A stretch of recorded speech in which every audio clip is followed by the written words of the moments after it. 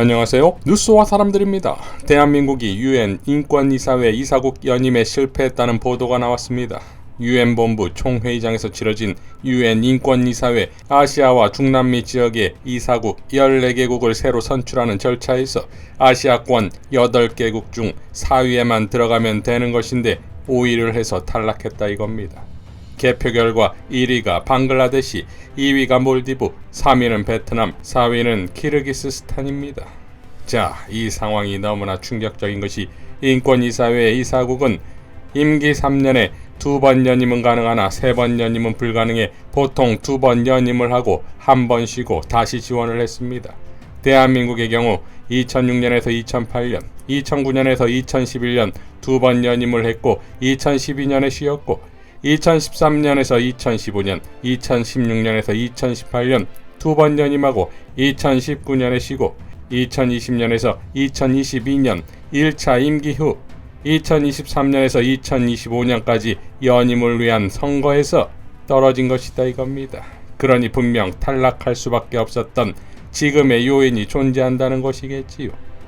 특히 이번 연임에 실패한 국가는 한국과 더불어 아프가니스탄, 베네수엘라로서 국힘이 그토록 부르짖었던 베네수엘라와 동급의 대한민국이 됐다 이겁니다. UN 인권이사회는 국제사회의 인권과 기본적인 자유를 증진하고 중대하고 조직적인 인권 침해에 대처하고 공고하는 역할을 맡고 있는데 이사회의 결정이 법적 구속력은 없지만 인권 관련 국제사회의 안건을 승인하기 때문에 국제정치적으로는 그 비중이 상당하다지요.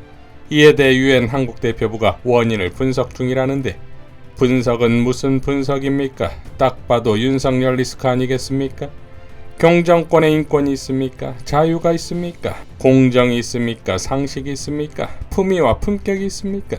그야말로 현재 세계 속의 대한민국의 수준이 여실히 증명된 사건이자 사고이며 경정권의 대한민국의 미래는 국힘이 그토록 입에 달고 살았던 베네수엘라다 이겁니다.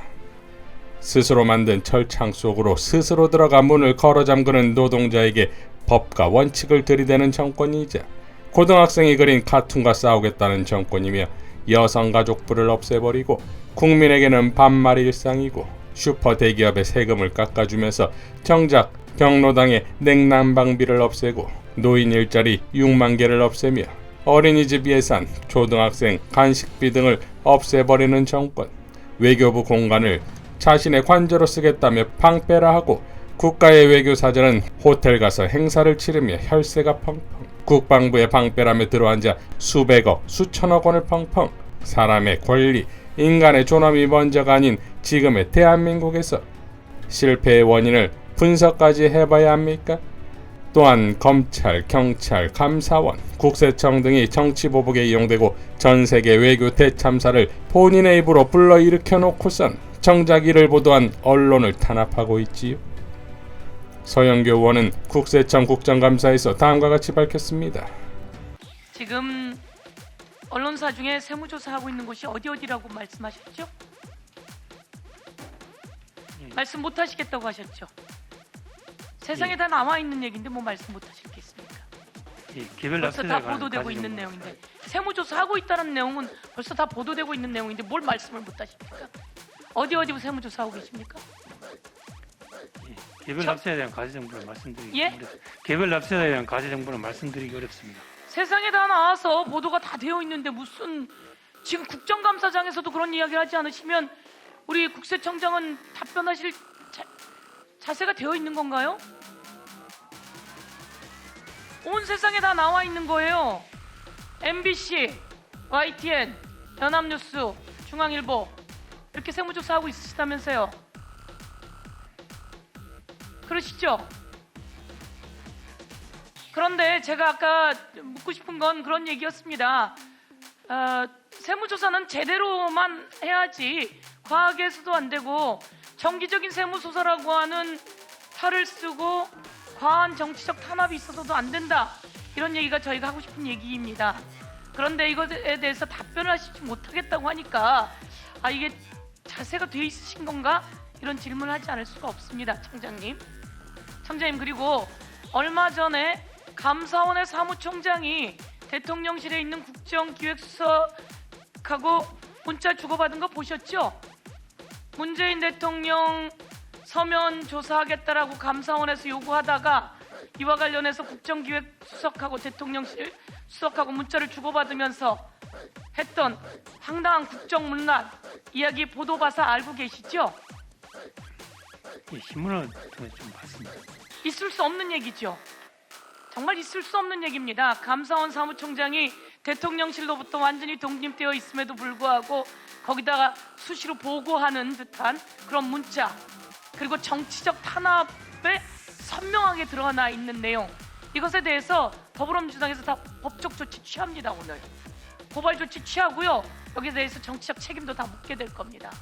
마찬가지로 세무조사 관련해서도 국세청장께서도 아주 중립적이어야 된다라고 하실 것이고 그럴 거라고 알고 있는데, 대통령실로부터 문자를 주고받거나 대화를 나누거나 이런 일이 있으십니까? 없습니까? 예, 없습니다. 없는 거죠.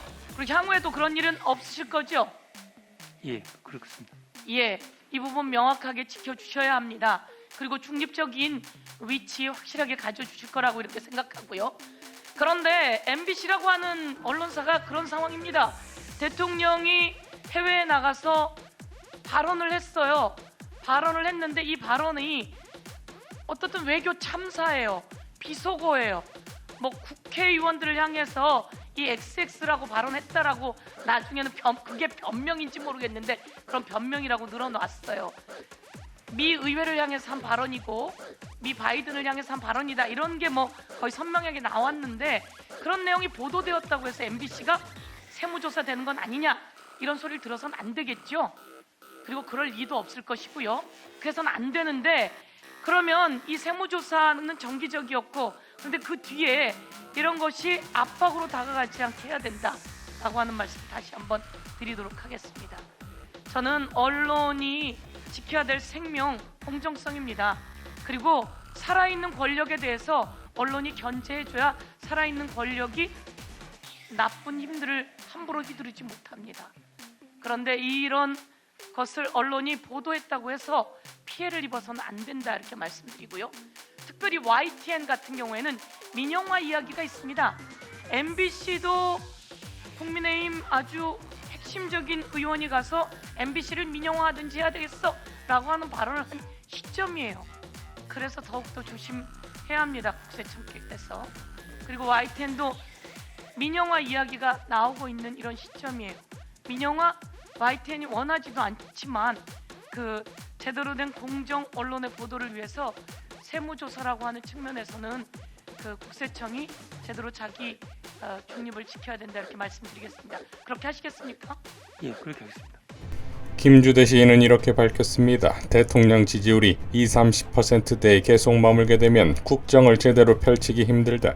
자부심을 뿜고 일해야 할 공무원들의 사기는 떨어지고 상품에 대한 이미지 제고와 신뢰 구축을 위해 대한민국을 자랑스럽게 내세워야 할 기업은 세계 시장의 눈치를 보게 되고, 기업들은 대통령 얼굴이 나오는 매체에 광고 실기를 꺼리게 되고, 국민적 지지를 받지 못하는 대통령을 가진 외교관들은 외국의 눈치를 보면서 업무를 제대로 수행하지 못하고, 집권당 국회의원들은 대통령과 거리를 두면서 제 살 길 찾느라 눈이 빨간 토끼 새끼들처럼 이리저리 뛰어다니며 민생을 외면한다. 사회 전체에 냉소와 실망의 분위기가 어두운 안개처럼 퍼져 국민의 정신은 점점 피폐해진다. 나라가 망한다. 어떻게 해야 할까? 지지율 회복을 위해 갖은 수단을 다 쓰도 안 될 때 대통령은 국민의 이목을 끌 사건 사태를 만들고 싶은 유혹을 느낀다. 남북관계를 파국으로 몰고 가는 비상한 상황을 만들어 전쟁이라도 할 것처럼 설치게 된다. 실제로 국지전 정도를 벌일 가능성이 있다. 그렇게 되면 어느 외국 기업이 마음 놓고 대한민국에 투자할 것이며 어느 국민이 흥겹고 신나게 일을 할 것인가? 경제는 점점 더 어려워진다. 경제뿐만 아니라 국방, 외교, 정치, 문화 모든 분야가 침체의 늪으로 빠진다. 나라가 망한다. 어떻게 해야 할까? 5개월 만에 대통령 퇴진, 하야를 요구하는 것은 너무하다고? 절대 너무하지 않다. 국민은 대통령 윤석열에게 퇴진을 요구해야 한다. 내가 살고 나라가 살고 대한민국이 살기 위해서 말이다. 독도는 지리상으로만 대한민국의 동쪽 바다에 있는 것이 아니다. 독도는 대한민국 국민의 심장 한가운데 분명하게 솟아있는 단단한 섬이다. 그곳에 우길기를 단 일본 전함을 끌어들인 대통령 윤석열에게 하야를 요구해야 한다. 수구보수 언론도 국민의 지지를 받지 못하는 대통령을 끝까지 두둔하지 못할 것이다. 어떻게 해야 할까?